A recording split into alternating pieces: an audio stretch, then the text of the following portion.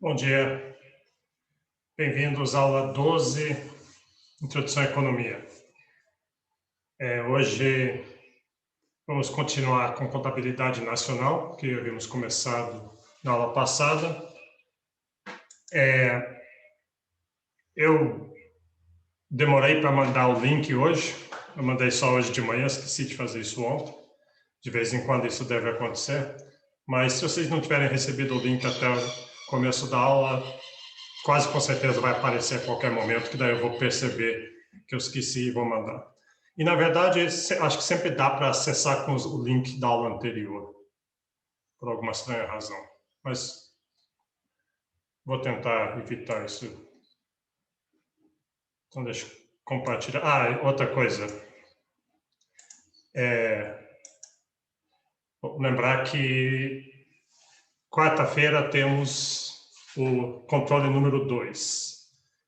Então, o controle número 2 vai ser o mesmo esquema, vai ser feito na mesma plataforma. Quase todo mundo já deve estar inscrito lá, porque já teve o controle 1, funcionou bem. Então, esse aqui deve ser muito mais tranquilo em termos dessa logística de acesso. E o tema vai ser contabilidade nacional. Esses temas dessa aula hoje. E um pouco da aula de quarta-feira, que nós vamos ver índice de preços, e sempre tem um pouco a ver a questão de deflacionamento com índices de preço. Então, o controle não vai ser essa matéria antes, até essa aula hoje, mas especificamente na aula de hoje. E é o mesmo esquema, vai ser perguntas de múltipla escolha e talvez um exercíciozinho de contabilidade nacional.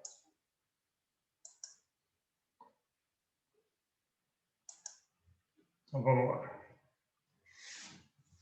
Então, nós já havíamos começado isso na aula passada, vamos rever, é sempre bom. Contabilidade nacional, contas nacionais, é um pouco diferente do que nós havíamos visto até agora. Até agora, o que nós vimos era mais microeconomia, e isso aqui é quase que contabilidade. É contabilidade, só que contabilidade não de uma empresa, não de uma família, mas de um país como um todo. Então, é uma coisa muito prática, todos os países fazem, e é importante que todo mundo entenda um pouco contas nacionais, porque vários agregados, vários valores que a gente usa no discurso, no debate nacional, ao ler as notícias, saem das contas nacionais. E o principal deles sendo o PIB. Como é que está o PIB? Como é que está o crescimento do PIB?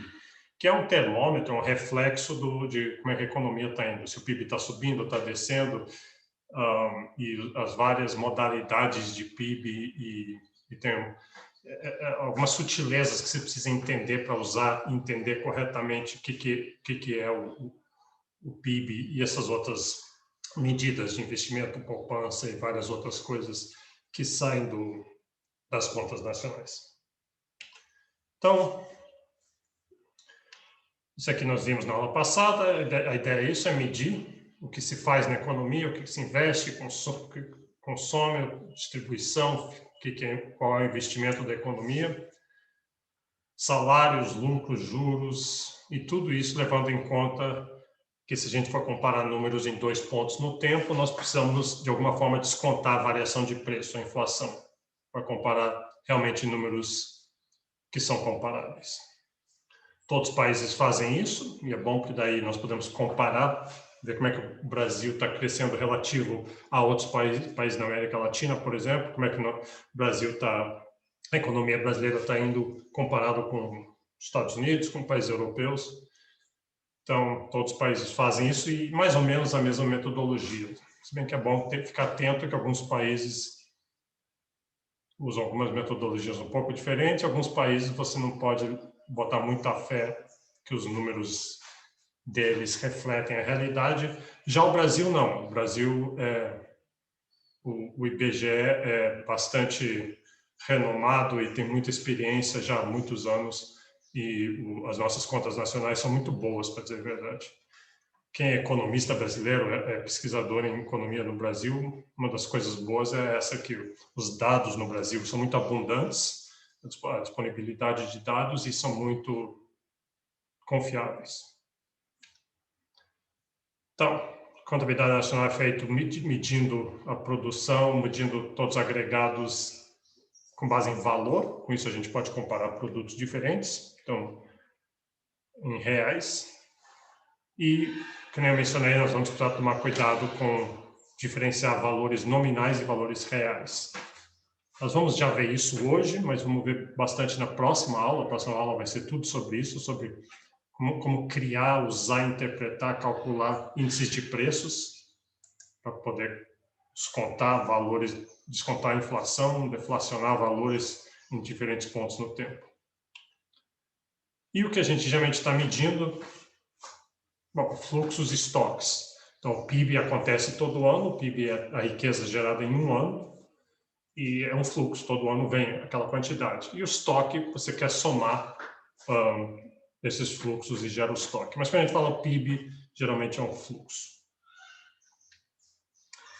Várias coisas não entram nas contas nacionais, ou porque são difíceis de medir, né? E o governo IBGE não tem como saber o que aquilo está acontecendo, então não tem como medir. E outros foram escolhas feitas por convenção. Por exemplo, não incluir meio ambiente. Nós não vamos tratar muito de distribuição de renda agora, a gente quer ver quanta renda está sendo gerada. E mais para frente nós vamos ver a distribuição.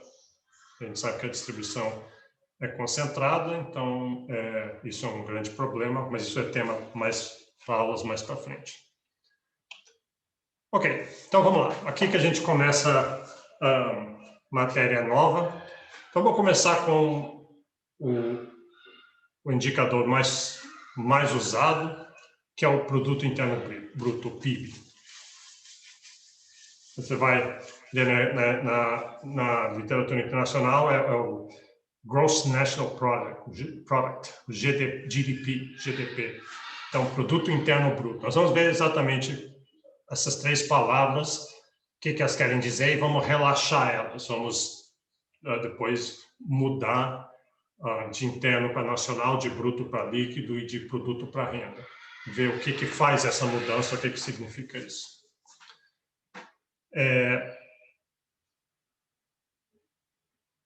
Eu mencionei na aula passada, muita gente critica, esses economistas só ligam para produto interno bruto, só a produção, não ligam para outras coisas. Não é verdade, existe muita pesquisa em várias outras coisas, desde crenças, felicidade, florescer e tudo, mas você tem que medir PIB. PIB é muito importante, é um bom termômetro e é altamente comparável em situações e países diferentes. Então, o que é o produto interno bruto? Então, o produto se refere ao valor total da produção de bens e serviços da economia em determinado período de tempo. Então, geralmente um ano, embora exista assim, PIB mensal, PIB trimestral, ou às vezes posto nesses termos, mas geralmente é um ano, e são bens e serviços. Então, qualquer bem for produzido, soja, automóveis, todos os bens e serviços, viagens, cortes de cabelo, ida ao médico, viagens de ônibus, etc. Então, tudo entra. Quer dizer, tudo menos aquelas coisas que eu mencionei aqui em cima, né? Trabalho informal não entra, permutas não entra, trabalho doméstico não entra quando não é remunerado, mas todos os serviços que são remunerados entram. Então, são bens tangíveis e serviços intangíveis produzidos dentro do Brasil.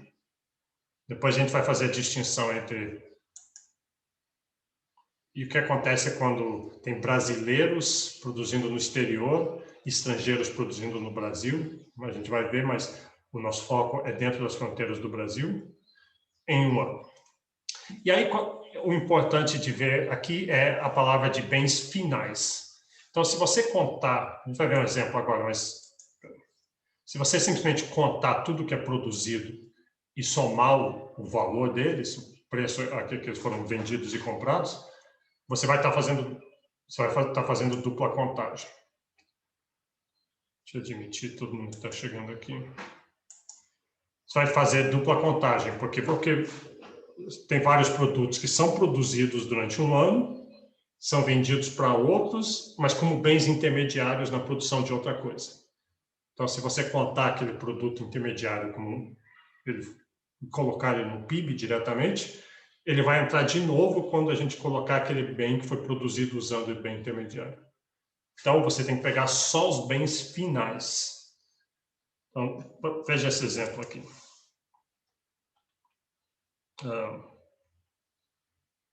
A gente quer, então, aqui a definição. Produto interno bruto, somamos o valor dos bens e serviços finais. O exercício vai deixar isso claro. Então, aqui tem, imagina uma economia simples, alguém produz algodão, daí tecidos e roupas. É isso que é produzido por entidades diferentes. Suponha que algodão, na verdade, algodão requer insumos, né? Requer fertilizantes, requer terra, mas suponha que não, que o algodão só cresce.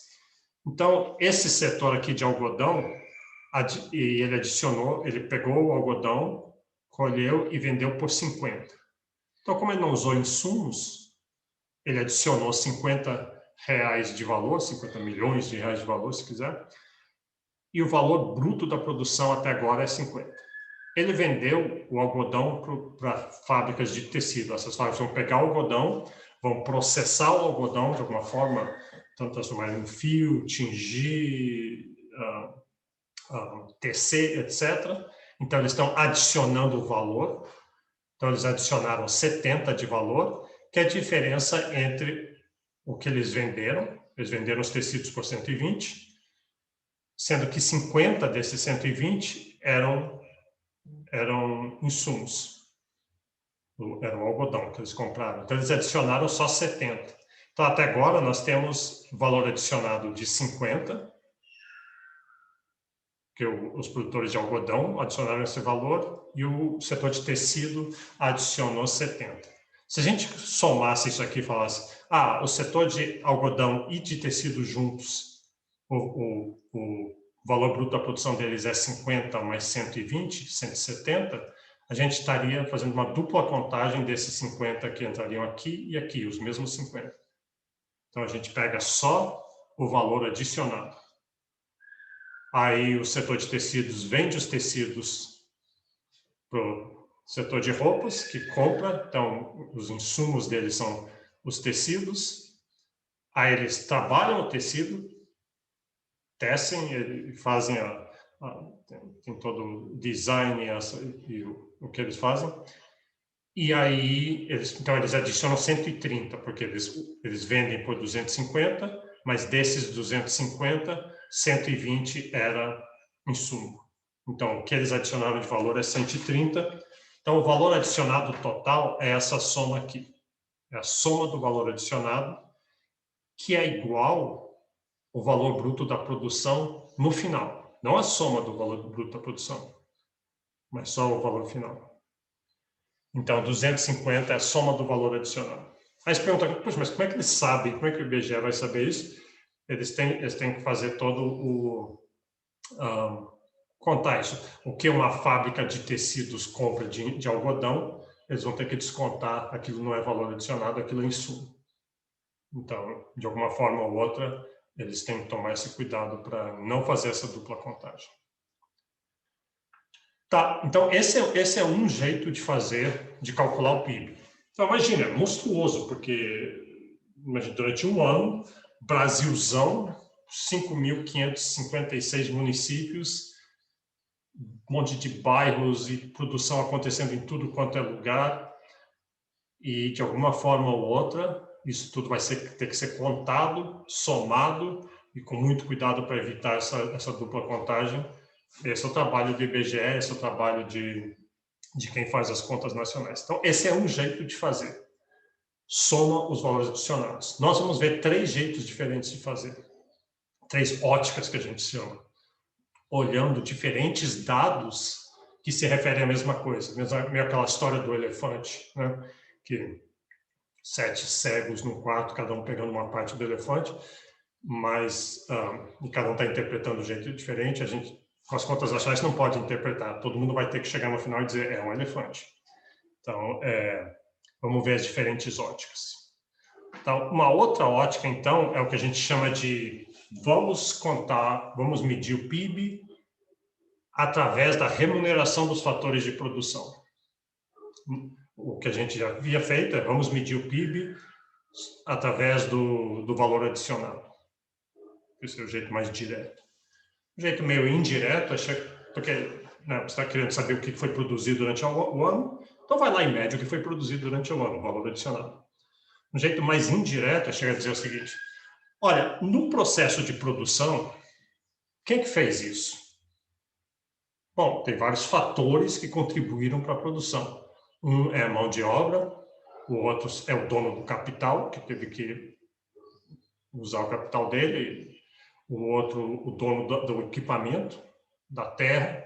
Então, esses são os fatores de produção e eles têm que ser remunerados, senão eles não iriam lá. O trabalhador não iria lá produzir se ele não está recebendo salário.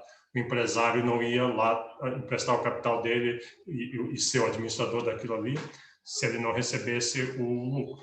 Os donos do equipamento, da terra e do capital, que às vezes são a mesma pessoa. Ele não iria lá se ele não estivesse sendo remunerado também. Às vezes a mesma pessoa é o próprio trabalhador que é dono do negócio dele e trabalha na própria casa dele, vendendo bolo. Então, os fatores de produção são todos concentrados em um. Às vezes, o empresário, presidente de uma empresa, sei lá, o empresário, o cara que está administrando a empresa, é contratado pelos donos do capital, então aí ele é um trabalhador, ele está recebendo salário. Às vezes, ele é o próprio dono, então daí ele está recebendo o lucro. Então, o jeito de fazer é isso, é medir isso aqui. Vamos fazer isso no nosso exemplo. Então, isso aqui o IBGE teria que ir lá pegar esses dados, né? Então, por isso que tem tanta papelada e nota fiscal e contribuição, previdência, impostos. Todo o processo produtivo deixa um rastro de papel, um rastro que pode ser seguido, né, pelo IBGE. Parte do motivo para fazer isso é para fiscalizar, para regular, para cobrar impostos, mas outra razão para fazer isso é justamente para poder medir esses valores. Então, suponha que aqui foi criado 50% não, 50 milhões de reais de algodão, digamos, no país, e aí a gente busca a informação, a gente vê que 10 daqueles 50 foi para salários, outros 10 foi para o lucro, 20 foi para juros e 10 para aluguel. Então, 10, 10, 20, 10 é 50. Tem que somar isso aqui. Todo valor adicionado tem que ir para alguém. Se foi gerado esse valor, para alguém tem que ir. Ninguém joga dinheiro fora. Então, e assim por diante. Aqui no setor de tecidos, o valor adicionado era 70. Lembra, um jeito de medir é pegar essa fileira aqui, soma isso aqui, 250.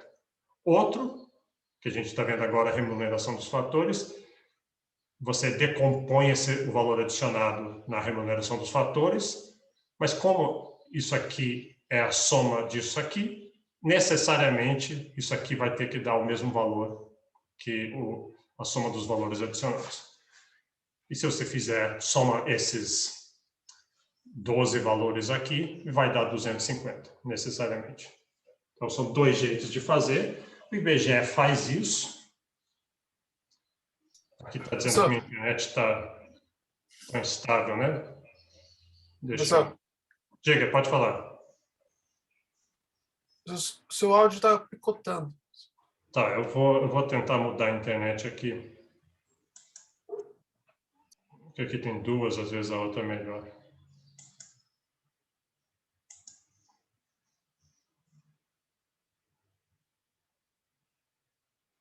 Tá, vamos ver se melhora agora.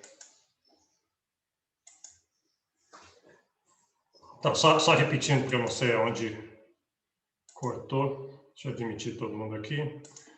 Então, nós já havíamos medido o valor adicionado, a soma do valor adicionado. é essa fileira aqui, e como essa fileira, cada valor dela é simplesmente decomposto aqui nesses 4 valores aqui, que é esse 50%, 50, esse valor adicionado de 50, teve que ir para alguém em forma de salário, lucro, juros, aluguéis. Então, os 50 são iguais a esses valores aqui.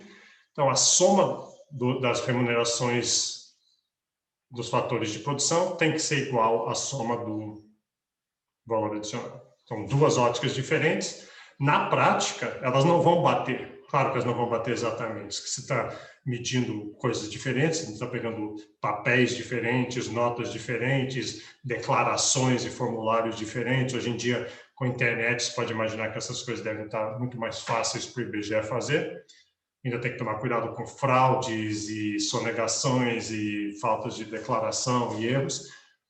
Mas nos grandes números, tem que bater. Então, não vai bater exatamente, mas aí a gente tem um negócio que chama de erros e omissões. E se esses erros e omissões forem relativamente pequenos, se diz, medindo pelas 2 óticas, bateu com essa margenzinha de erro aqui.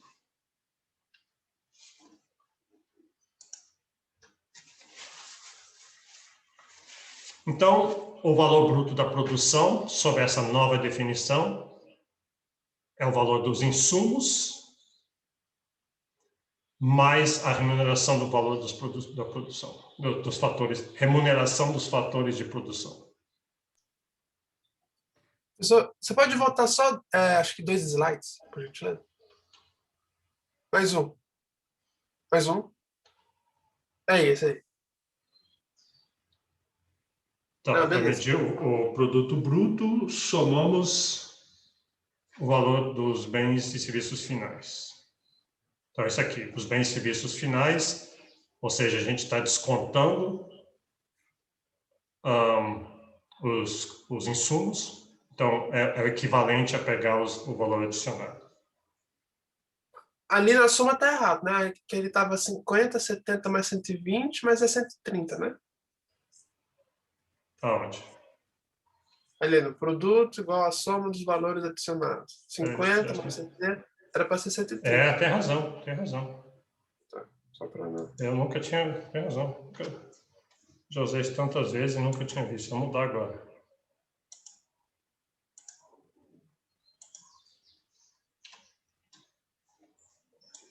Ok, obrigado.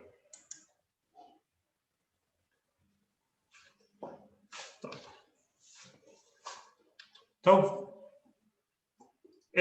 Então, essa parte de a remuneração dos valores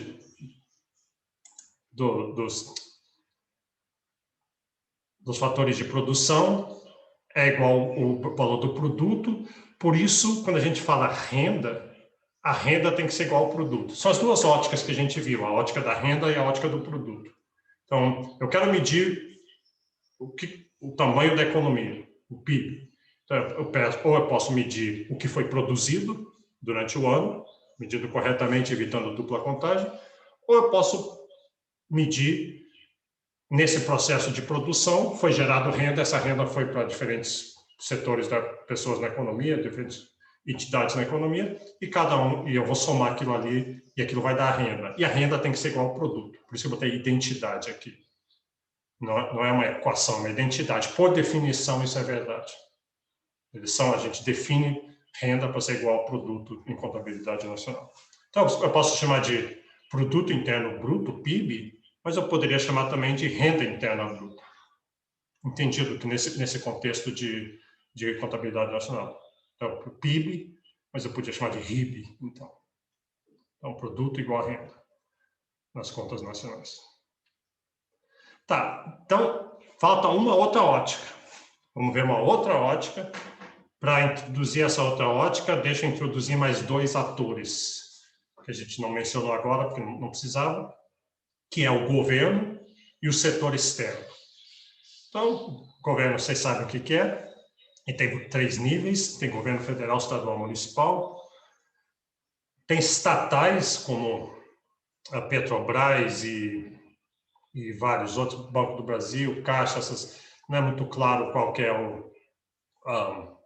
assim, pode não ser muito claro o que se elas são governo ou não são, porque ela tem ações, você pode ser dono da Petrobras, de parte da Petrobras comprando ações, mas aqui, para efeito das contas nacionais, vamos tratar as estatais do governo como firmas privadas. Tá? Então, quando a gente fala governo, é só toda a outra estrutura do governo. O que o governo faz? Ele arrecada impostos, ele compra bens e serviços das empresas, das famílias, paga seus funcionários, fornece bens e serviços e faz transferência de renda. Vocês sabem o que é um governo.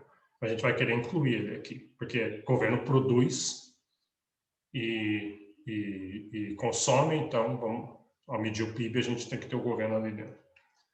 E tem o setor externo. O Brasil é uma economia aberta, na verdade, com globalização, todos os países, mesmo o país mais fechado do mundo, que deve ser a Coreia do Norte, tem relações econômicas com o resto do mundo, exporta e importa. Então, ao medir o PIB, nós vamos querer incluir aquilo ali de alguma forma, né? Então, o que isso envolve? Envolve, a gente tem coisas que são produzidas no Brasil e são vendidas para fora do Brasil, tem coisas produzidas fora do Brasil e são compradas e consumidas no Brasil. E também depende, mesmo uma coisa que é produzida no Brasil, às vezes quem está produzindo no Brasil, os fatores de produção, o trabalho, capital, máquinas, equipamentos, são de propriedade de pessoas de fora do Brasil e tem atividades econômicas acontecendo fora do Brasil que são de propriedade de brasileiros. Por exemplo, eu não sei se ainda hoje, mas a Vale do Rio Doce, a Vale tem minas no Canadá. Então, ela comprou minas no Canadá e produz no Canadá, então é capital brasileiro, deve ter também trabalhadores brasileiros produzindo lá fora. Então, a gente quer levar em conta todas essas coisas. Aí você pergunta, mas a gente vai incluir ou não vai incluir? Peraí, não é claro. Você vai ver que tem dois PIBs diferentes. A gente tem um PIB que a gente mede onde inclui e outro que não inclui. Então, vamos ver essa diferenciação depois, mais para frente. Então, qual que é a terceira ótica? Já temos a ótica da produção do produto, mede o que foi produzido, ótica da renda, mede a renda que foi gerada no processo de produção, e outro é a ótica da despesa. Vamos olhar se foi produzido alguma coisa durante o ano, isso vai ser consumido por alguém. Alguém vai ter uma despesa para comprar aquelas coisas, de alguma forma ou outra. Mesmo se foi produzido e não foi vendido ainda, foi estocado, de certa forma é de alguém. Alguém é dono daquilo por enquanto está estocado, mas alguém é de alguém. Então vamos medir essa despesa. Quem é que está tendo despesa para comprar o que foi produzido durante um ano? De uma forma ou outra, o que foi produzido vai gerar uma despesa para alguém que vai adquirir aquilo. Então, talvez tem 4 classes aqui, que a gente vai dividir essa despesa em 4 classes de despesas. A primeira é simplesmente consumo privado, talvez seja um dos maiores aqui. Você está aqui, todo mundo está aqui, é consumo privado. Pessoas compraram bens, os bens foram produzidos e vão consumir. Então, tem isso. Uma outra classe é investimento. Muito do que foi produzido vai ser comprado por indivíduos, por famílias, por firmas, e para investir, não para consumir como consumo final, mas para investir, para aumentar a capacidade produtiva e produzir mais no futuro. Então, bom, depois a gente vai ver essa questão do bruto e depreciação, vamos deixar isso para depois. Mas então, se uma construtora constrói um prédio novo, isso é um investimento, né? Um indivíduo, se diz assim, eu poupei dinheiro então isso devia entrar como investimento. Não, isso não entra. Investimento de indivíduos, só construção de residências, para alguma conversão, isso.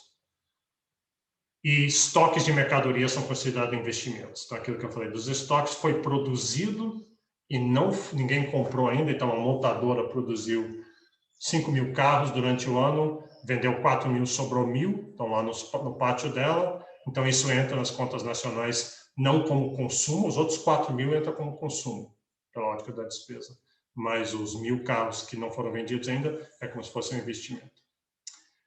Além disso, o governo adquire muitos dos bens que foram produzidos e o governo consome, é o grande comprador, consumidor, então tem as despesas do governo.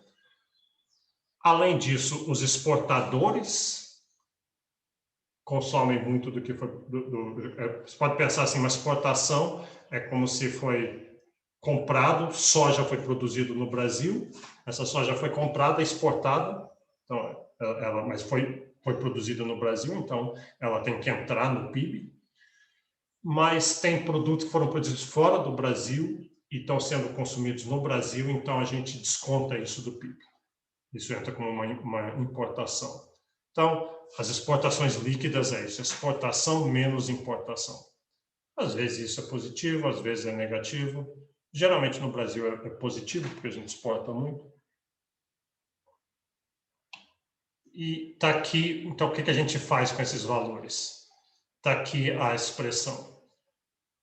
Então, o produto, o PIB, é igual ao consumo, mais investimento, mais gastos do governo, mais as despesas do setor externo, que são as exportações líquidas, que é X menos M.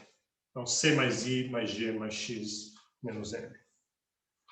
Então, isso aqui é despesa. Então, aqui estão as três óticas. Soma os valores adicionados, você mediu o produto. Soma a remuneração dos valores de produção, você mediu a renda. Soma a despesa, essas despesas agregadas, C mais I mais G mais X menos M, você tem a despesa. E todos os três têm que dar igual, tem que ser a mesma coisa. Claro que na prática sempre vai dar uma pequena diferença, mas tem que ser relativamente pequeno. Nós vamos ver alguns exemplos disso aí. Esse aqui está meio ruim, eu peguei isso da apostila, está ruim assim a definição. Esse aqui é só para mostrar um fluxo circular, assim, se quiser. Mostrar onde é que estão essas três óticas aqui. Então, isso aqui é para ser economia. Aqui, né? Você tem aqui o mercado de bens e serviços, empresas vendem bens e serviços, as famílias compram, e o mercado de fator de produção. Aqui as famílias vendem o seu trabalho, vendem o seu capital. De uma forma ou outra, o capital é de pessoas, né? É de famílias. Não é das corporações. Não, mas as famílias, nesse nível agregados, as corporações são de alguém. Então, as famílias vendem capital, trabalho, terra, aluguéis, e as empresas compram. Então, as famílias estão aqui, as empresas estão aqui. Então, as famílias compram bens e serviços, elas têm despesa, e elas recebem, em troca dessas despesas, bens e serviços.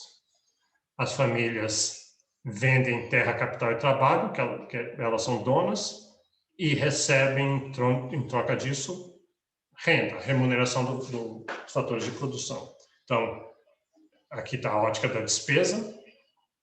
Pode medir aqui, tentar medir via esses fluxos, ou você pode tentar medir via esses fluxos aqui, que é a remuneração dos fatores de produção. E aqui as empresas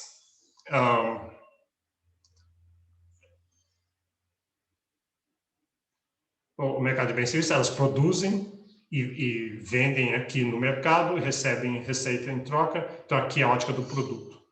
São uns fluxos diferentes. Antigamente, cursos de introdução à economia sempre começavam com esse esquema circular da economia.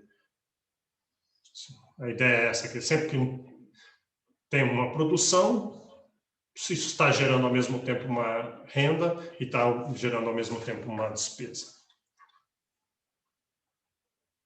Ok, então o que a gente vai fazer agora, vamos pegar o PIB, que a gente já viu 3 jeitos de medir o PIB, e vamos dizer assim, poxa, mas PIB é uma definição muito agregada, tem muita coisa ali no PIB. Às vezes a gente pode, às vezes é o que a gente quer, então PIB, a gente quer essa medida mais agregada que tem, só para ter uma noção de como é que está indo a economia, mas às vezes a gente quer, não, eu quero tirar algumas coisas, eu quero refinar, quero fazer um refinamento no PIB, e tem 3 coisas que a gente vai querer tirar. Vamos ver elas por vez aqui. Uma dessas coisas vai ser a questão de estrangeiros versus brasileiros. Então, a gente vai mexer na palavra interno. Nós já mexemos na palavra produto, né? Vimos que produto e renda é a mesma coisa. Então, produto e renda, nós vimos isso. Vamos mexer na palavra interno e mudar para nacional, levando em conta essa propriedade de estrangeiros e de brasileiros. E vamos mexer na palavra bruto também, PIB, do B, do bruto. E ver o que é esse bruto e vamos mudar isso para líquido também. E ainda tem uma coisa que não apareceu ainda, que são os impostos e subsídios, os gastos do governo. Nós vamos querer mexer nisso também. Tá. Então, a primeira coisa, vamos mexer no interno aqui. Então, como eu falei, parte da remuneração dos fatores de produção é de propriedade de pessoas de fora do Brasil e podem ser remetidos. Isso é bom. Às vezes você fala assim, a pessoa fica, às vezes a pessoa mais nacionalista, assim, isso não pode um estrangeiro estar aqui no Brasil e ser próprio dono de terra, não pode ser dono de trabalho, dono de firma. Não, é ótimo, a globalização é uma coisa muito boa e também brasileiros estão lá no exterior, estão em outros lugares e são donos de fatores de produção lá. Então, mas a gente vai querer ver essas 2 medidas diferentes. Então, produto interno e produto nacional. Qual que é a diferença entre o produto interno e o produto nacional? Então, o produto interno é os valores adicionados dentro do país e a gente não vai levar em conta esses outros valores de brasileiros produzindo no exterior, estrangeiros produzindo no Brasil. Então, nós não vamos levar isso em conta no produto interno bruto. Mas, se você quiser levar em conta, você vê que o que se usa mais no Brasil é o produto interno bruto. Esse nome é familiar a você, você vê nos jornais todo dia, na televisão todo dia, na internet. Produto nacional bruto não é muito comum ouvir falar, mas às vezes o que você está estudando requer essa definição. Então, o produto nacional é a mesma soma dos valores produzidos por brasileiros. Então, se uma firma estrangeira produziu, adicionou valor no Brasil, você não vai incorporar aquilo. E exclui também não leva em conta se brasileiros estão produzindo no exterior.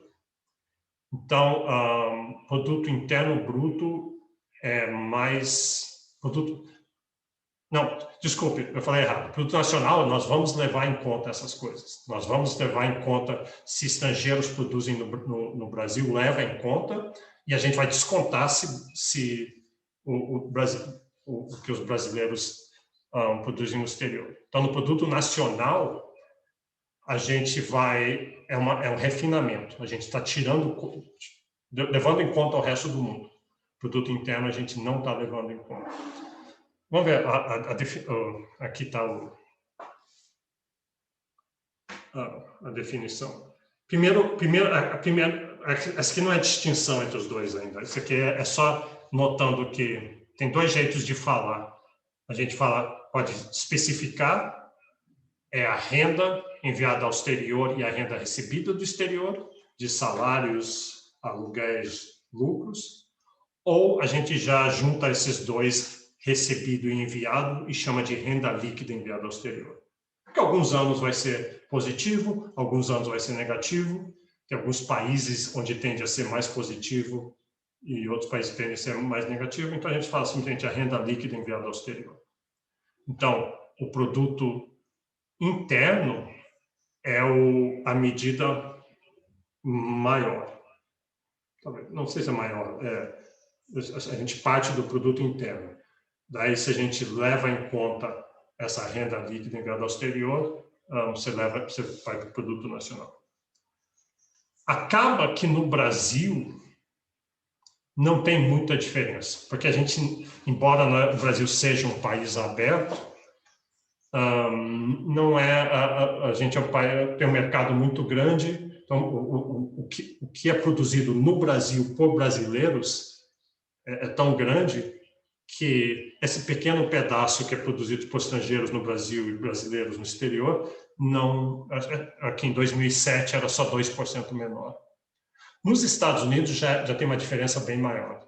Então, no Brasil, a gente, por convenção, tende a usar o PIB no dia a dia, nos jornais, na discussão geral, mas não faz muita diferença. Nos Estados Unidos, eles usam o produto nacional, porque lá tem muitos estrangeiros produzindo nos Estados Unidos e tem muitos americanos produzindo no resto do mundo.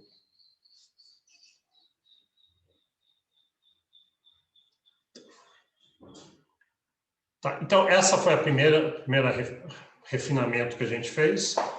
O segundo refinamento diz respeito ao bruto, do produto interno bruto, e a gente vai refinar, a gente vai tirar a depreciação e tornar em produto líquido. Então, o que é depreciação? Depreciação significa que tem vários produtos, tem muitos produtos que são produzidos durante o ano e são consumidos durante o ano, mas tem muitos produtos que duram vários anos. Então, um carro é produzido, então o valor do carro é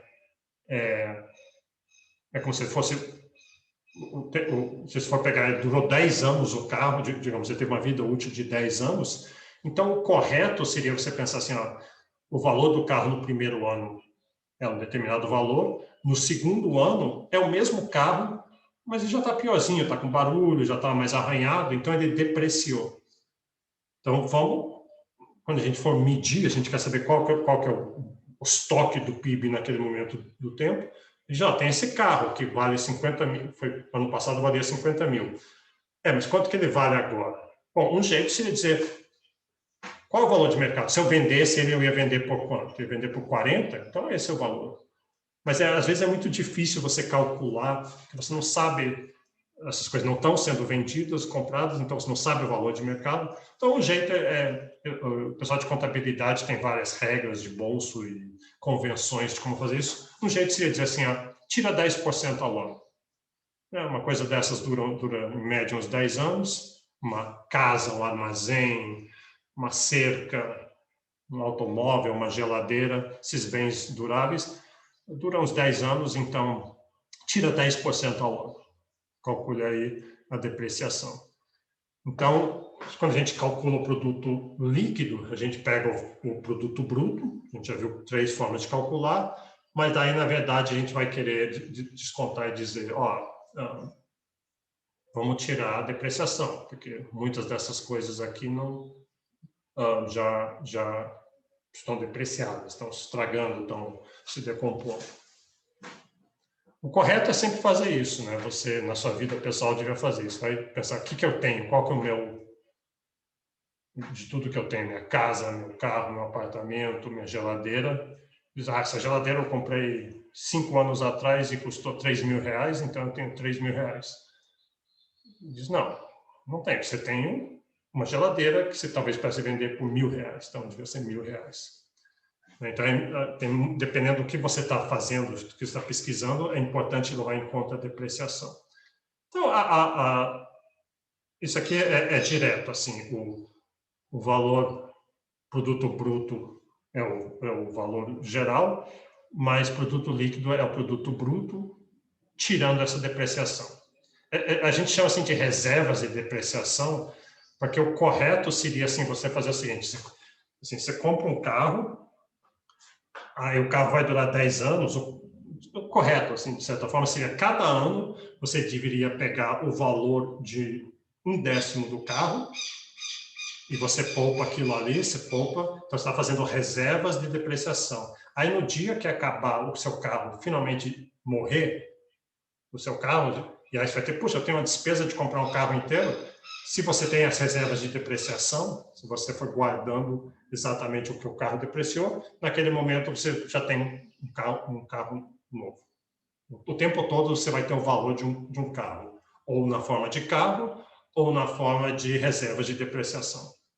E grandes empresas, por exemplo, deviam sempre fazer esse tipo de coisa, porque senão você vai, durante 10 anos, você está sobrando dinheiro, vou gastar, vou fazer outras coisas, mas aí quando o seu carro morre, você diz, poxa, esse ano eu tenho uma despesa imensa, eu tenho que comprar outro carro. E o correto seria você sempre ter feito reserva de depreciação. Tá. Aí, então, dado essas definições que a gente fez aqui, vamos fazer uns exercícios daqui a pouco, mas aqui é simplesmente colocando nesse slide aqui essas definições todas. Então, né, pela ótica da renda, o que é a definição de produto bruto pela ótica da renda? Bom, pela ótica da renda, eu tenho que somar os fatores de produção, a remuneração dos fatores de produção está aqui, e reservas de depreciação. Se eu quiser, em vez do produto líquido, eu pego só, porque aqui é o bruto, eu pego só sem as reservas de depreciação. Na ótica do produto, soma o valor dos bens finais, ou, vimos, soma os valores adicionados, que é o jeito que é feito na realidade, mas isso é bruto. Se eu quiser líquido, eu tenho que tirar a reserva de depreciação.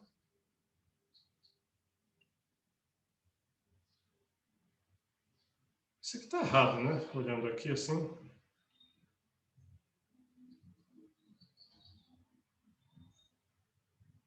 Isso aqui tem que ser líquido aqui embaixo. Aqui. Produto líquido. Pode falar, Gabriela.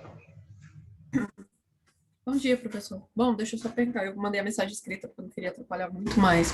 Antes você acabou não vendo. Queria só confirmar. Com relação a esses preços de depreciação, existe uma tabela, por exemplo, no caso de automóvel.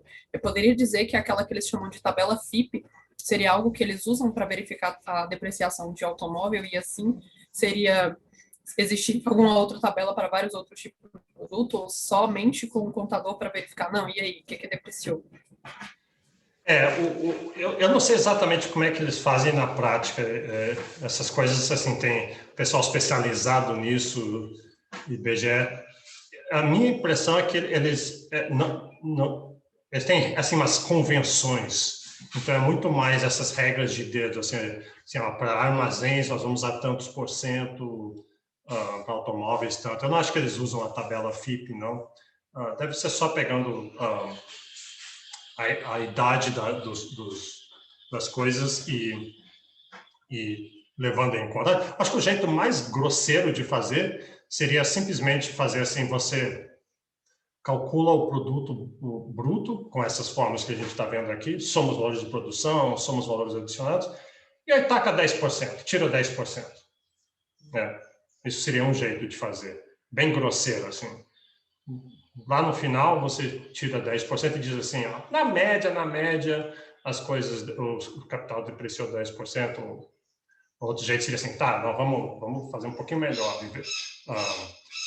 Construções elas depreciam mais lentamente, então vai ser 8%, automóveis 10%. Mas eu não tenho bem certeza como é que na prática eles fazem. Eu imagino que não seja muito refinado, não. Eu acho que é muito difícil, né, saber essas coisas. Você tem aquele seu tio que lava o carro a cada 2 dias, está sempre encerando, não deixa ninguém comer comida dentro do carro. E daí tem seu outro tio que nunca lavou o carro na vida, nunca leva para revisão. Então, você tem que meio que trabalhar com médias nessas coisas. Professor? Chega, pode falar. Não, eu já ia perguntar como é que fica sobre a ótica da despesa, mas é porque não tinha no slide mesmo. Peraí, não entendi. Fala de novo? Não, a minha pergunta era esse slide aí, mas você já chegou nele. Ah, tá bom. Então, aqui também, de novo, é só coisa que a gente já viu, redefinindo aqui. E aqui foi a ótica da renda e a ótica do produto. Cadê a ótica da despesa? A diferença entre bruto e líquido na ótica da despesa. Aqui, isso aqui já vai ajudar um pouco a responder aquilo que é a pergunta anterior, agora pensando bem. Repara que a gente só está pegando a depreciação no investimento. Então, qualquer consumo, se você tem um automóvel, uma geladeira, e ela está lá depreciando ano a ano, isso não vai ser contado na depreciação. É só no investimento que vai entrar isso aqui. Isso por convenção. Acho que é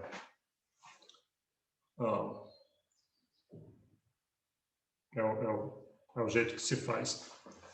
Repara uma outra coisa aqui, que isso aqui a gente vai ver mais para frente quando a gente chegar, quando a gente for olhar crescimento, a gente vai usar essa fórmula em macroeconomia, essa fórmula é bastante importante, a gente vai usar ela, mas pense isso aqui, quer dizer, todo produto, tudo que foi produzido em um ano num país, ou é consumido, ou é investido, ou é consumido pelo governo, ou é exportado, e tem coisas consumidas no país que foram importadas e não foram produzidas aqui.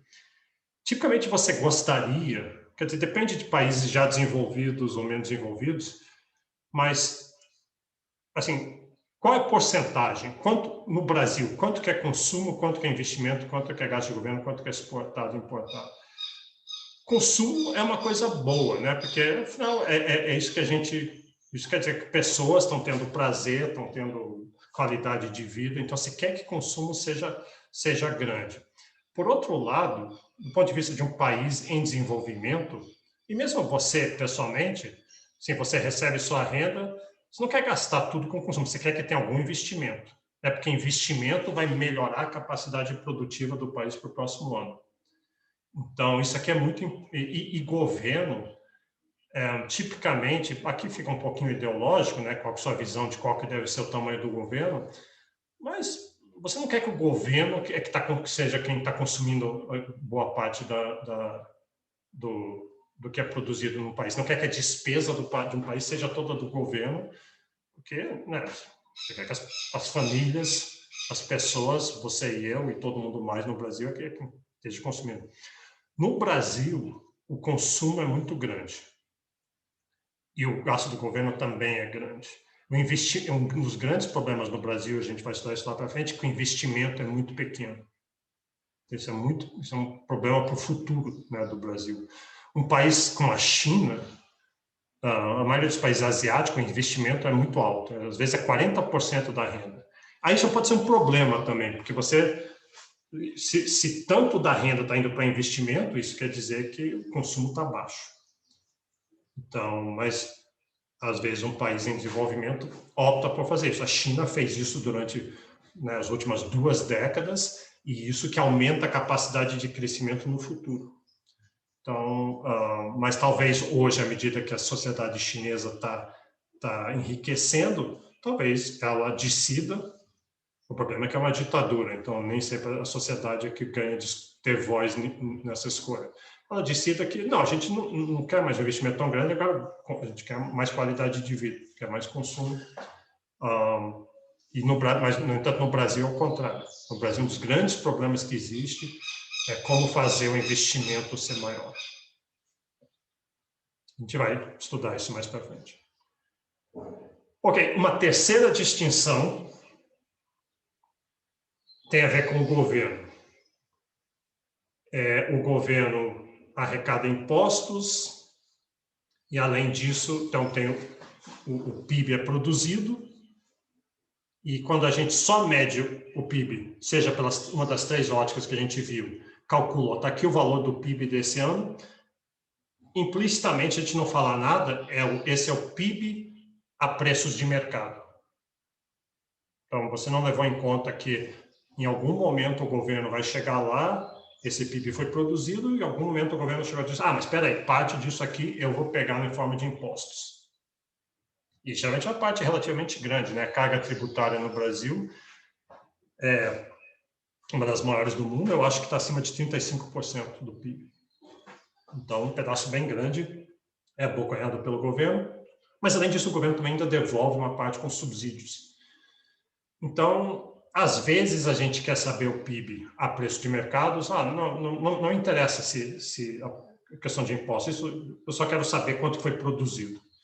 Outras vezes, você quer saber, não, eu quero saber o PIB, mas descontado essa parte do governo.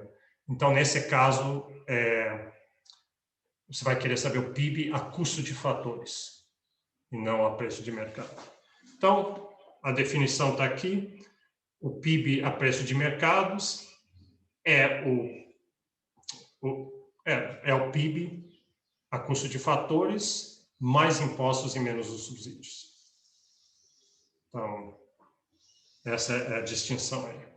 Então, já vimos a distinção de nacional para interno, de bruto para líquido e de preço de mercados para custo de fatores.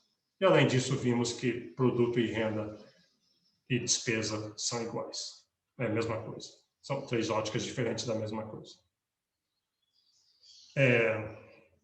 Então, vamos ver um resumo disso aqui. Vamos começar com a joia bruta aqui, a mais agregada. Vamos tirando uma dessas coisas a cada vez. Então, está aqui. Suponha que a gente mediu o PIB a preço de mercados. Então, a primeira coisa que a gente vai tirar, tira as rendas líquidas enviadas para o exterior e o PIB vira o PNB.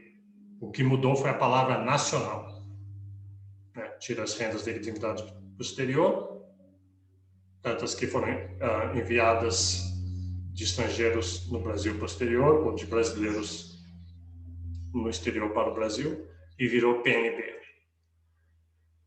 Passo 2. Pega o PNB, vamos tirar a depreciação. E lembra, a depreciação lá em cima do investimento. Então, aí o PNB vira o PNL, Produto Nacional Líquido. O que mudou nesse passo foi de bruto para líquido. Então, já demos 2 passos. É como se fosse uma estátua. Você começa com um pedaço de mármore, aí você vai tirando os pedaços de pedra e vai aparecendo alguma coisa embaixo. Terceiro passo. Passa do Produto Nacional Líquido, que está a preço de mercados. Se não foi dito nada, está a preço de mercados, mas aqui está dito. E vamos tirar disso os impostos, os tributos e o subsídio. E aí o que sobra é Produto Nacional Líquido a custo de fatores. Então, demos 3 passos e chegamos nisso aí. Vamos ver uns exercícios com isso. Vamos fazer os 3 exercícios que ajudam a solidificar essas ideias. Então, o primeiro é isso aqui, típico exercício que tem em concursos, em provas de ANPEC e possivelmente em controles ou provas de introdução à economia. Então, vamos lá. Está uma lista aqui de coisas. Esse exercício em concurso tem muito isso aqui. Eles dão uma lista de coisas. Nem sempre tudo você vai precisar. Algumas estão lá, às vezes, para confundir você ou não. E lembra, às vezes tem como responder isso por uma ótica ou por outra. E qual que é a pergunta? Calcule o PIB. Então, olhando assim, se diz... Bom, eu tenho I mais G mais X, M... Arrecadação, tem umas outras coisas de consumo. Eu não tenho o valor do consumo, mas eu tenho uma informação aqui que o C é igual a isso. Então, batendo o olho assim, me parece que a ótica da despesa, tem todo jeitão de ótica de despesa. Não tem aluguéis, não tem salários aqui, então não é ótica da renda. Não estou vendo valores adicionados, não é pela ótica do produto. Então, vamos pela ótica tentar pela ótica da despesa. A fórmula da ótica da despesa está aqui. C mais G mais I mais X menos M. Vamos ver se eu tenho essas coisas todas. O C está aqui. Bom, eu não tenho o valor, mas eu tenho essa informação. Põe ela aqui. Depois o PIB eu vou tentar simplificar aqui. O G está aqui, 320. I está aqui, 300. Exportação, 150. Importação, 70. Eu tenho uma equação com uma incógnita aqui, dá para resolver. Aqui está resolvido. Né? O consumo foi 2.000. Professor, Diga, pode falar. ali no PIB, da onde que saiu aquele 1 menos 0,65? De onde que saiu o quê? 1 menos 0,65 no PIB. Ah, isso está dado no enunciado aqui. Né? Ou está aqui também. Sim, tem razão. Eu levei isso aqui para o lado de cá, da equação. Tá. Então, como isso aqui é uma soma, eu simplesmente subtraí 0,65 vezes PIB dos dois lados, então ele sumiu do lado direito, foi para o lado esquerdo.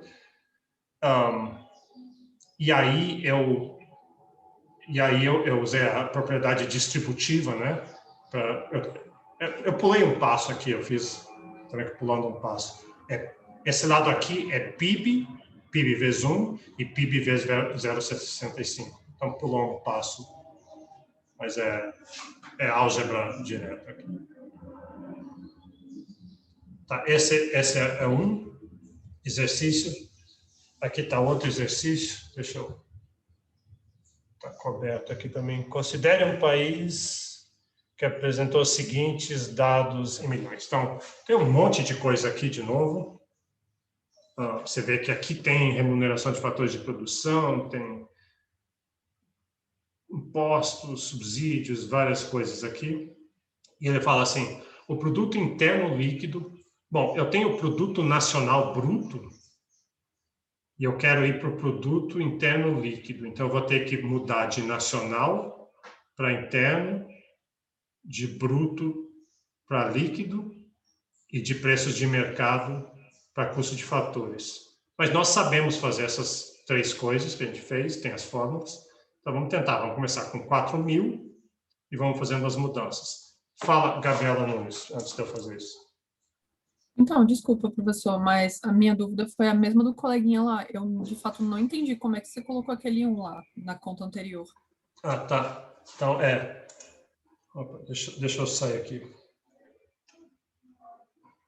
Deixa eu tentar botar o passo intermediário aqui, ver se... Como é que tá isso? Esse aqui tá assim. Gente, é uma manipulação algébrica. Quando você passa ele diminuindo para o outro lado, vai ficar PIB menos 0,65 PIB. Aí, se você tirar o PIB... É bom fazer, para não, às vezes, confunde. Então, qual que foi o passo aqui? Tá, esse aqui está aqui. O passo aqui seria esse aqui, PIB menos 0,65.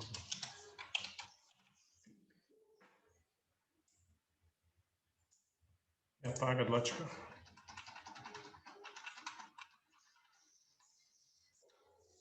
Então, seria esse é o passo que está faltando aqui. Eu trouxe esse pedaço aqui para o lado esquerdo, do lado direito para o lado esquerdo. É só uma soma do lado direito, então eu posso trazer para o lado e subtrair do lado de cá. E aí, como eu tenho PIB menos 0, está faltando a vírgula aqui, mas...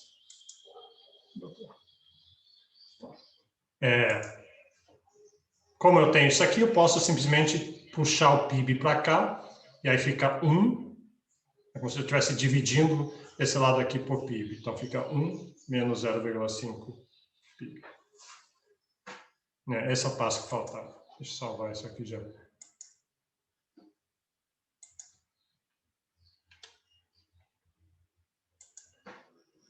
Ok, então lembrando aqui, eu quero ir de produto nacional bruto a preço de mercados para interno, líquido, custo de fatores.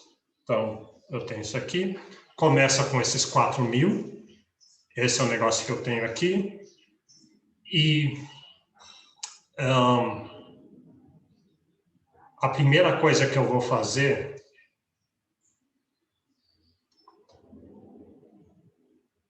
Aqui está errado também. Aqui Ah, tá, não, tá certo. Esse aqui é o Produto Nacional Bruto a preço de mercado. Por definição, preço de mercado vira custo de fatores quando eu levo em conta os tributos, está aqui, esse 120, e menos os subsídios. Então, passou de 120, passou de Produto Nacional Bruto a preço de mercados para Produto Nacional Bruto a custo de fatores. O que mudou daqui para cá, desse 4.000 para o 3.965, foi os tributos e preço de mercado, e tributos e subsídios. Segundo passo, vamos passar de nacional para interno. Então, pela definição, pega aqui o Produto Nacional Bruto a custo de fatores e vamos tirar as rendas líquidas enviadas para o exterior, e aí ele vai virar de nacional, o N aqui vai mudar para I. Ele vira interno. Então, se olhar aqui, tem essa informação aqui, renda líquida enviada ao exterior, já está líquido aqui, tanto enviado e recebido, então, já está aqui, é 50, então passou aqui para, se você manipular isso aqui, o 50 vai para o lado de lá e soma. Agora temos produto interno bruto a custo de fatores, mas a gente ainda tem o problema do bruto aqui. O que ele está pedindo é líquido. Nós já temos o I, já temos o custo de fatores, mas faltou o bruto. Então, o passo disso aqui é depreciação. Depreciação é que muda de bruto para líquido. Então, eu tenho o PIB bruto, menos depreciação, vai virar o líquido. Cadê a depreciação? Está aqui, 15. Então, leva lá 15. E aí, deu, é isso que ele está pedindo.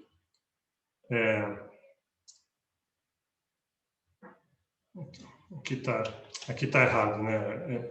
Aqui tinha que ser um L. Aqui tinha que ser... aqui é L, né? Aqui tá... O que está aqui devia estar aqui. Depois eu conserto isso aqui. Então, a resposta é 4.000. Você vê que ele passou de 4.000 e foi para 4.000, mas algumas coisas somaram, outras subtraíram. Terceiro exercício, vamos lá. Vamos lá, porque eu quero ainda fazer um pedaço importante aqui hoje. Não, se bem que eu posso fazer ainda na aula aqui. Vamos de qualquer jeito. Conhecendo os seguintes valores dos agregados nacionais. Então, temos a renda interna bruta, tem impostos, subsídios, exportação e importação. Pode-se afirmar que o produto interno bruto a preços de mercado. Então, repara, a gente tem renda interna bruta a custo de fatores. E a gente quer produto interno bruto a preço de mercado. Então, vamos ver qual que é a diferença. Bom, renda e produto é a mesma coisa. São duas óticas diferentes, mas elas são iguais. Então, isso aqui já é o que a gente quer. Interno é interno, então, por enquanto, está tudo igual. E o bruto é bruto. Então, não precisa mudar nada. Mas tem custo de fatores. E aqui é preço de mercado. A única coisa que é diferente entre o que está aqui e o que está aqui é que nós temos que pegar os custos de fatores e passar para preço de mercados. Então, o custo de fatores, lembra, é o preço de mercados menos os impostos e mais subsídios. Nós não vamos usar esses valores de exportação e importação, estão colocados aqui para confundir você. Então, pega o PIB é custo de fatores, mais impostos menos subsídios, mais 20 menos 10, dá 160. A resposta é o 160. Então, qualquer pergunta desse tipo, você olha o que ele deu para você, olha o que ele está pedindo, vê qual é a diferença e usa as definições dessas diferenças para você calcular o que você vai usar. Tem milhões, na internet tem milhões, por causa de concursos, tem muita aula de concurso e tudo. Algumas dessas perguntas podem exigir bastante conhecimento de grandes detalhes e filigranas. Contabilidade nacional pode ser um negócio bem complicado e, na prática, cheio de regrinhas. Só quem sabe mesmo, isso é quem faz, o cara lá no IBGE. Mesmo alguém que dá aula de contabilidade nacional, às vezes não está sabendo, e as regras mudam ao longo do tempo. Para efeitos de introdução à economia, é esse tipo de pergunta, bem simples, bem geral mesmo, só para entender os conceitos mais gerais. Tá bom. Então, tem uma outra distinção aqui. Eu vou começar a ver isso aqui hoje, mas daí na próxima aula a gente continua com mais cuidado, mas é bom já dar uma olhada. Isso aqui, até agora a gente aprendeu a calcular várias dessas definições de PIB. Então, dependendo do que você quer, do que você está examinando, tem essas definições diferentes. Mas, seja qual for, e vamos simplesmente chamar de PIB, então você calculou PIB, muitas vezes o interesse é saber quanto que o PIB cresceu de um ponto no tempo para o outro. É isso que isso quer dizer. Existe uma dúvida muito grande, a gente não sabe ainda quanto que o PIB caiu em 2020. A gente sabe que caiu, foi um ano excepcional, cheio de choques e problemas, mas a gente não sabe se caiu 4%, ou 9%, ou menos, e nesse ano, quanto que vai subir. Então, o interesse quase sempre é comparar ao longo do tempo. Quanto que subiu o PIB nos últimos 10 anos? Ou durante, muitas vezes, esse governo comparado com o outro governo, quanto que subiu? É esse tipo de pergunta que você pode querer fazer. E aí surge um problema muito grande, é que o PIB é medido em termos monetários, em reais, e a inflação está subindo ou descendo. Ela está variando ao longo do tempo. Então, se eu chegar e falar para você o estoque do PIB em 2016 foi, sei lá, X trilhões de reais, e hoje ainda é X trilhões de reais, ou é o dobro disso, aí você diz, poxa, então é o dobro, muito bom. Mas, peraí, mas os preços também subiram. Os preços quase que dobraram, ou mais que dobraram.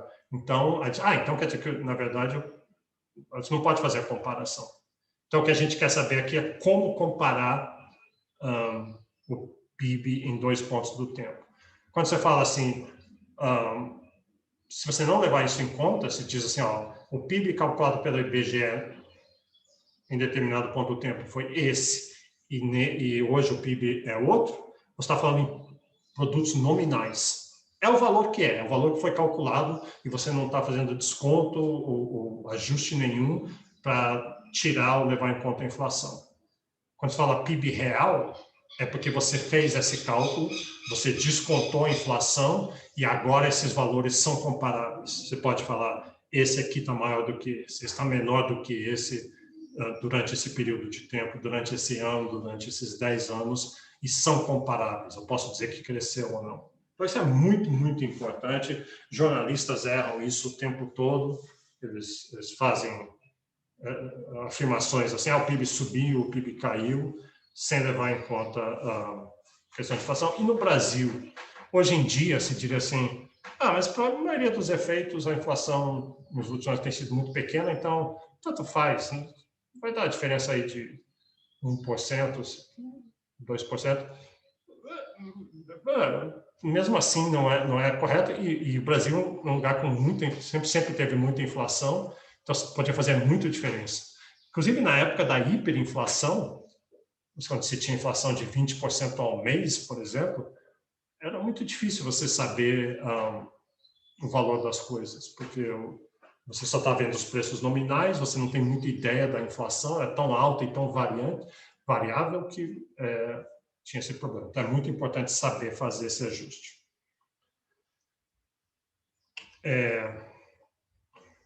Isso que eu falei. Então, o PIB nominal simplesmente avalia o valor total de bens e serviços produzidos nos preços que estavam lá naquele momento do tempo.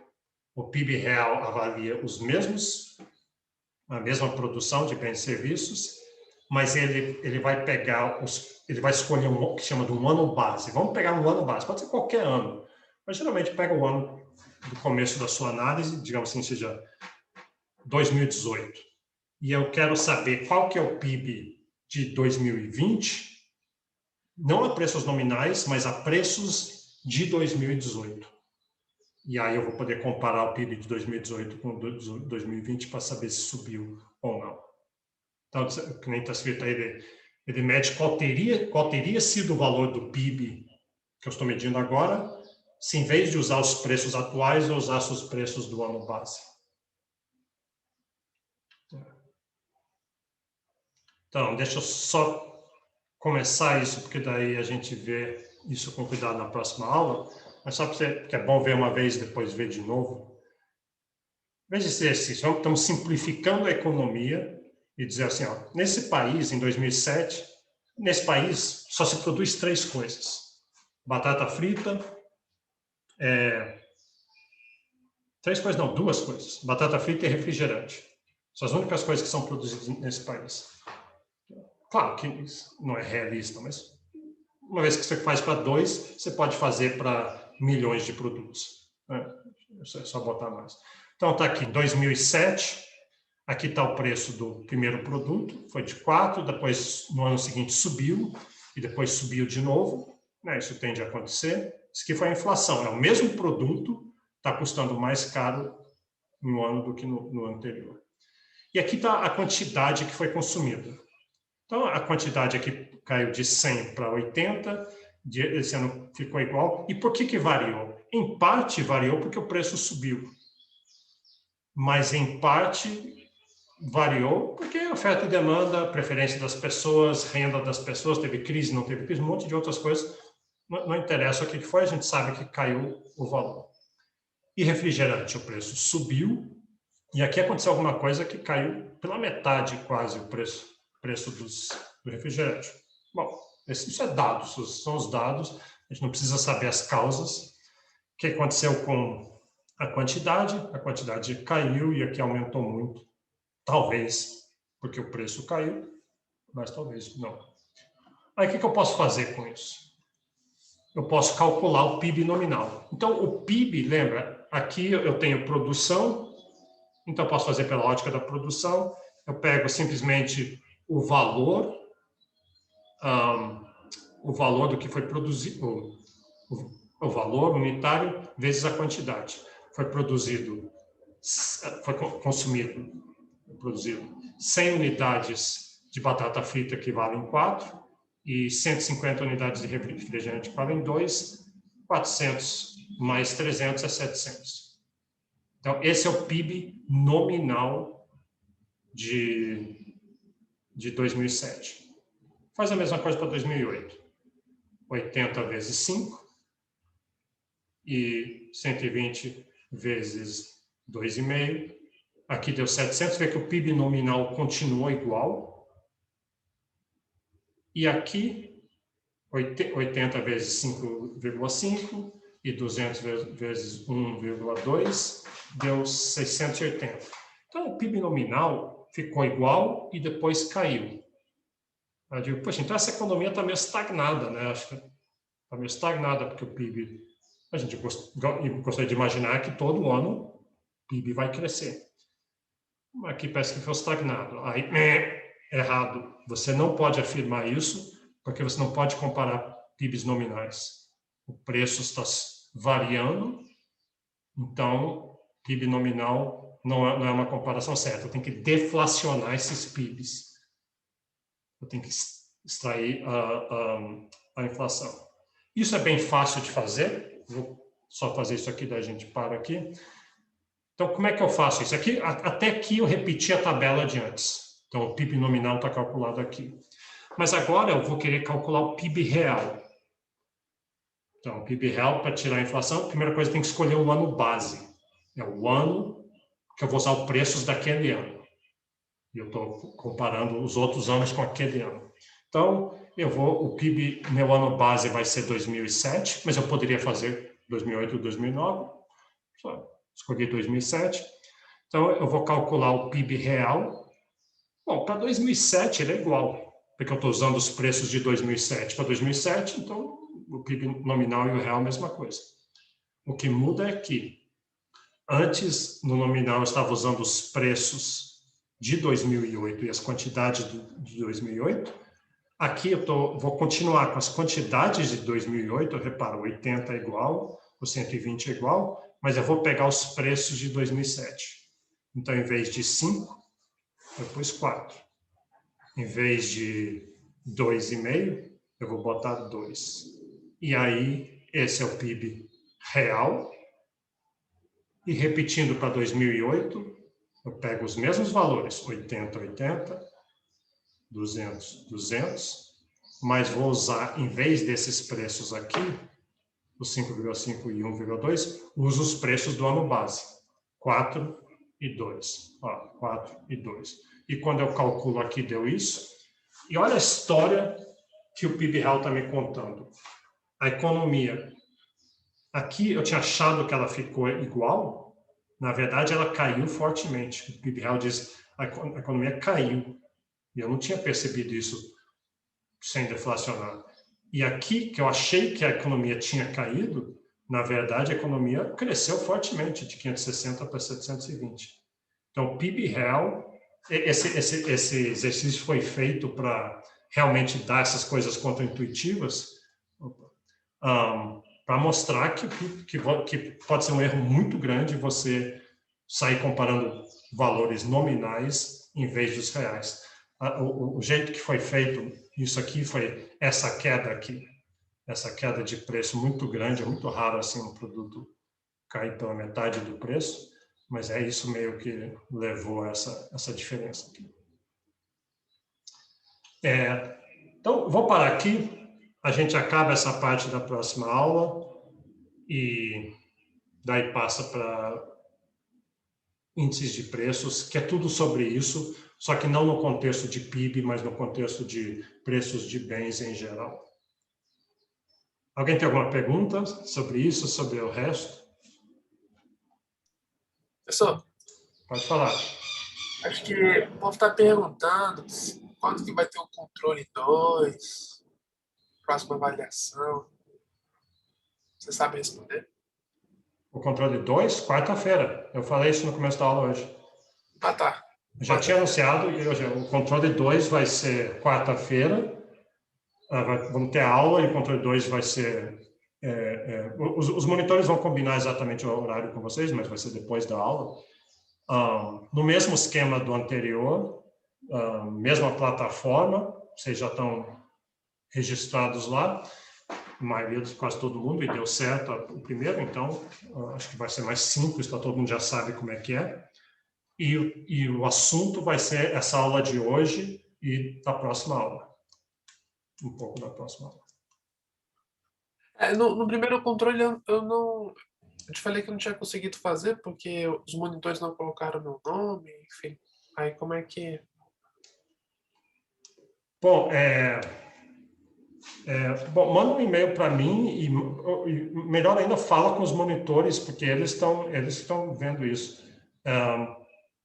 No Teams, e você tem que você manda um e-mail pedindo via Teams, você entra lá e você pede para entrar no grupo do controle. E aí a gente aprova e você vai estar lá mas você veja isso com os monitores. Lembra, o e-mail dos monitores está lá no SIGA, na página é o Pedro Gonzaga e a Malu Morato. Eles resolvem isso está funcionando bem, sim. Ok. Mais alguém? Mais alguma pergunta? Então tá bom. Então a gente continua isso aqui na próxima aula.